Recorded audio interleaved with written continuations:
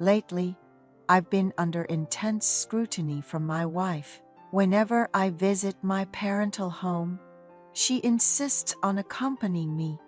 It's not just about going together if I suggest heading home. She demands we leave together as well. I grew up with my stepmom. My parents divorced when I was young, and not long after, my father remarried.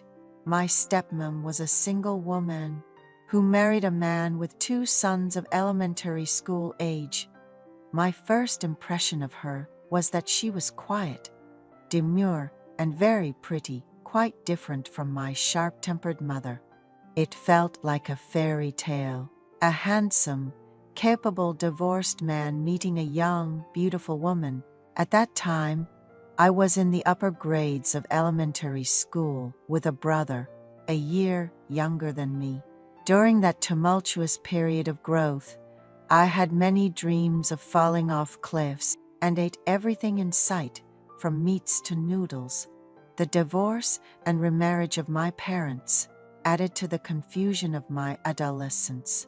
Thanks to my stepmom's persistent efforts to adapt to our new family, we managed to live in a relatively stable environment, and I smoothly navigated through college entrance exams, employment, and marriage. Now in my mid-30s, my father passed away 2 years ago, leaving my stepmom, who is in her late 40s, living by herself. She doesn't struggle financially, thanks to the inheritance and pension left by my father. Though she's not unwell, I worry about her being alone. So my wife, kids, and I occasionally dine out with her.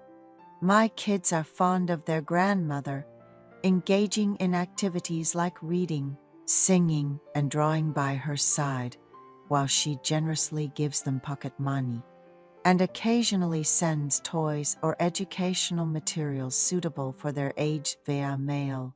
She's truly a stylish, young grandmother. I often bring her favorite foods from restaurants when I'm on business trips or on my way home from work. Recently, however, my wife's behavior has become oddly concerning. One day, she abruptly said, "Don't go to your mother's house alone anymore. We should go together." When I asked why, especially since I was just planning to drop off some takeout for my mother, she just crossed her arms and glared at me, which was incredibly frustrating. However, by pure chance, I ended up reading my wife's diary and discovered why she was so apprehensive.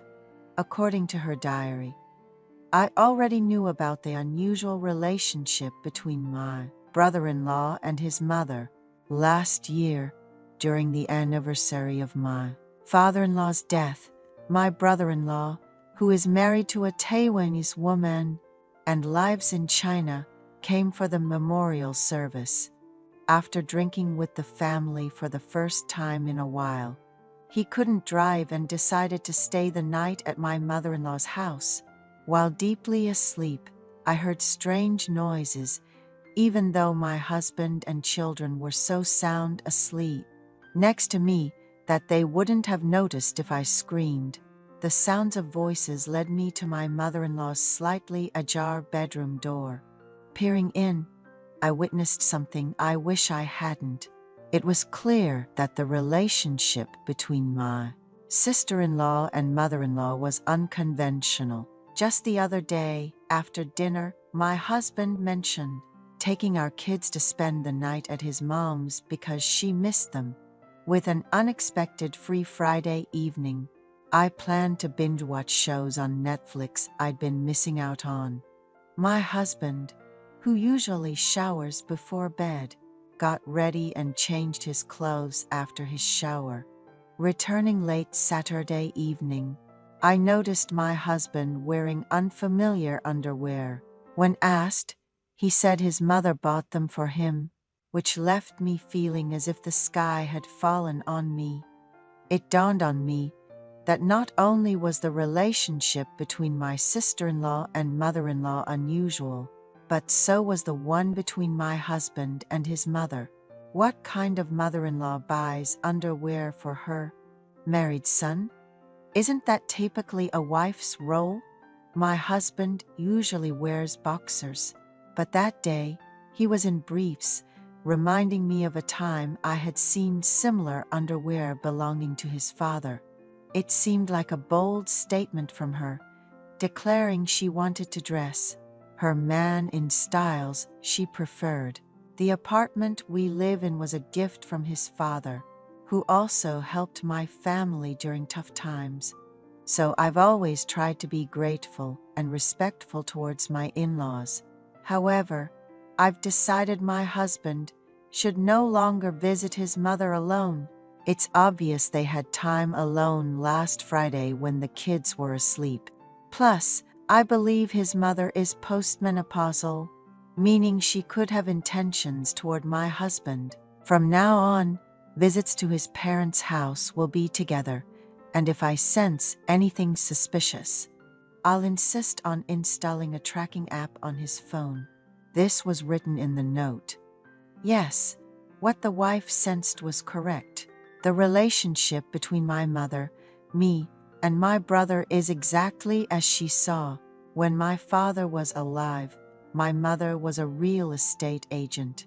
Coming from a family that was wealthy in land, she traveled the country, buying and selling land in her four-wheel drive. My father initially had a regular job, but eventually assisted my mother, even starting to work in auctions and commercial property sales, which increased their wealth.